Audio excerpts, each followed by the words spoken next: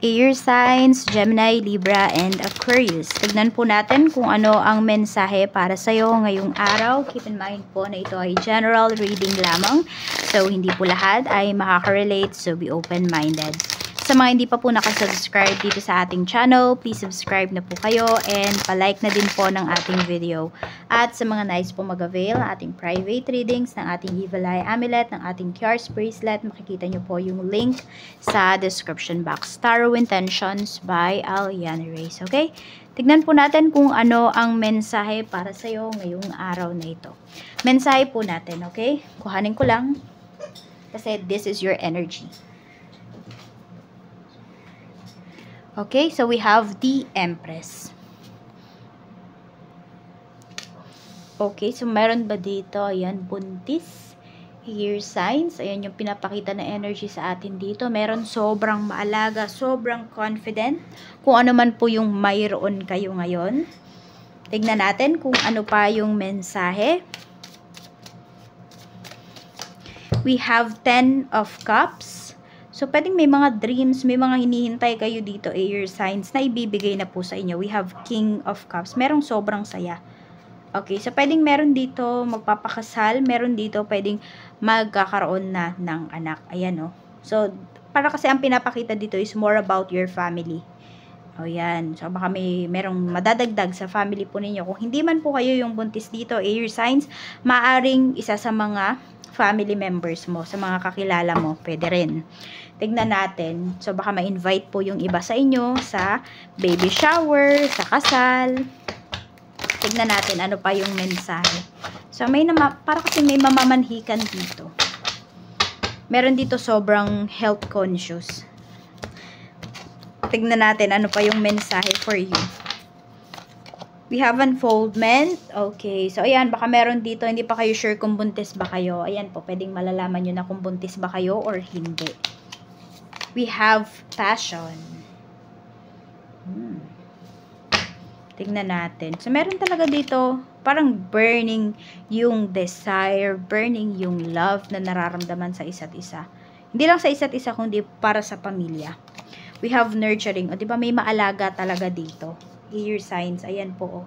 So, pwedeng yung parents mo, sobrang maalaga nila sa inyo. Pwede rin naman kayo, sobrang maalaga po ninyo sa parents ninyo ngayon. So, meron dito mga bumabawi sa magulang, bumabawi sa inyong pamilya. Tingnan natin ano pa yung mensahe. Meron pang nag-abroad dito dati. O yan, or yung iba sa inyo nasa abroad pa rin po kayo, or na, malayo kayo sa inyong pamilya. So, ayan po, pwedeng yung iba sa inyo, mag-for good na kayo dito sa Pinas para maalagaan nyo po yung inyong pamilya, para bumuo ng pamilya yung iba po sa inyo.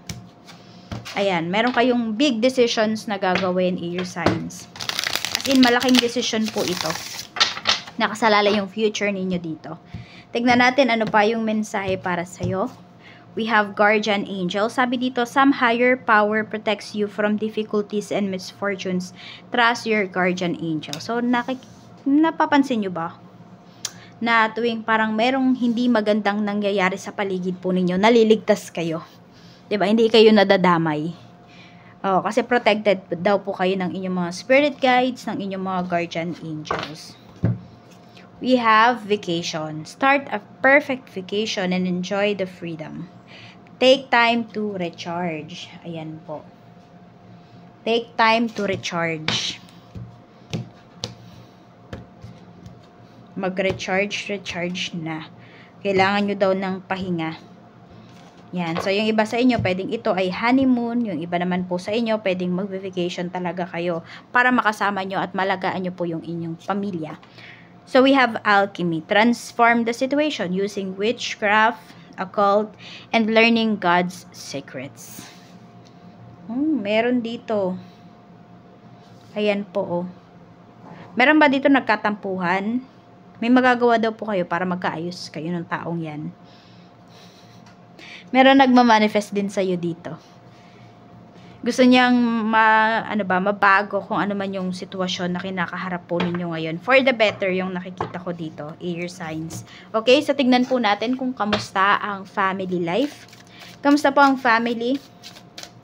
Air signs, spirit guide. Kamusta po ang pamilya? We have Two of Wands. So, ayan, may nagbabalak talaga dito na parang mag-vacation. May nagbabalak dito na mag-travel. Para siguro makita yung pamilya, ganyan. Baka may mga family members kayo na uuwi, magbabakasyon. Three of Coins. Okay, may balak. Di ko alam kung meron ba kayong ancestral house or baka may bahay nga kayo na matanda. Yan po. I mean, bahay ng grandparents mo or bahay ng parents mo. So, meron dito. Pwede po na yan yung pinag-uusapan ninyo. Baka ipaparenovate. Tignan natin. So, ayan parang matagal-tagal to na usapan. Tignan natin. Ano pa yung mensahe? May surprise dito na pinapakita. Pagdating sa iyong family. Check natin pagdating naman po sa iyong mga kaibigan. So, we have 8 of Swords. Tapos, we have 7 of Swords. Okay, so meron ka bang kaibigan na umiiwas dito? Parang nagigilty kasi siya. Siguro sobrang naging mabait ka dito sa friend mo na to, pero ninakawan ka pa rin niya. Alam mo yung binetray ka niya. Air signs. Kaya, ayan, parang umiiwas siya sa'yo. Yung kaibigan mo na to. Tahimik lang siya. Parang kung meron kayong mga gatherings na magkakaibigan, di siya pumupunta. Tignan natin pagdating naman po sa iyong sa iyong love life. Kamusta yung energy ng love life mo? We have 2 of Cups. So, maganda yung energy. But let's see. We have 2 of Swords. Ayan. So, parang may pinag-uusapan kayo dito ng person mo. So, meron nga po dito pwedeng siguro, kung meron nga nagtatrabaho sa malayo or sa ibang bansa, pwedeng yun yung napapag-usapan nyo. Kung may magre-resign na ba or magpapatuloy pa.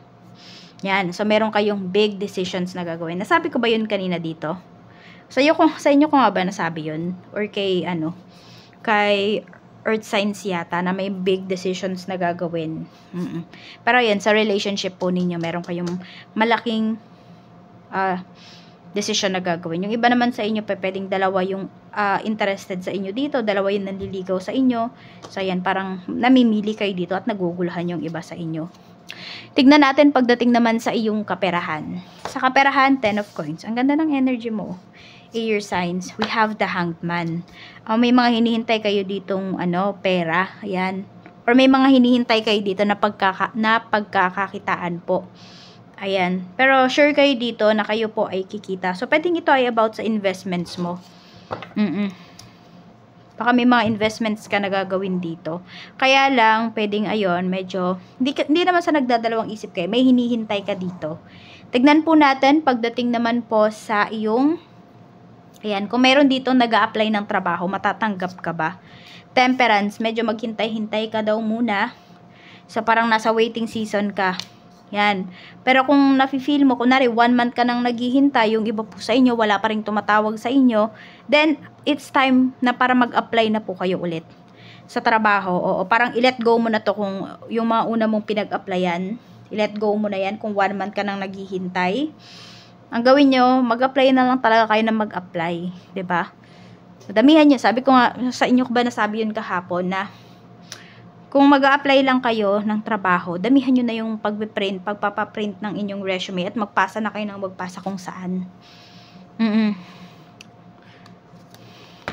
Medyo may paghihintay pa kayo dito. Yung iba nga sa inyo parang mauunahan pa kayo. Ayan Oo, parang masusulot kasi. Yun yung nakikita ko dito na energy. Sa mayroon naman pong trabaho, we have 9 of Coins. We have 4 of Wands. Ayun, ang ganda ng energy, So, alam mo yung sinasabi mo, air signs, may dating yan sa mga katrabaho mo. Sa trabaho mismo. Pwedeng ginagalang ka po talaga nila dito. Pinapakinggan ka. May boses ka dito pagdating sa inyong trabaho. So, matatagpo yung trabaho na pinapakita dito. Yung iba po sa inyo dito na kayo magre-retire. Yan sa trabaho po ninyo. And happy kayo. Happy kayo sa nangyayari sa inyong career. Tignan natin.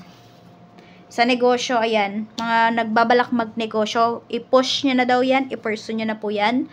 Bago matapos ang buwan. Go nyo na yan. Ang trabaho na yan. Sa mga may current business naman po, kamusta ba yung sales ng inyong negosyo? The Chariot, hataw kung hataw ang inyo pong negosyo ngayon. So, ayan, pag-focusan nyo po talaga. Tapos pwedeng kung may mga deliveries po kayo, air signs, marami din kayo mga deliveries dito. So, ayan po ang overall energy ninyo ngayong araw, mga ganap. At ito naman po yung inyong lucky numbers. We have number 42, 10, 7, 14, 19, and 55. Maraming salamat po sa walang sawang pagsuporta ninyo dito sa aking channel. Mag-iingat po kayo always and more blessings to come.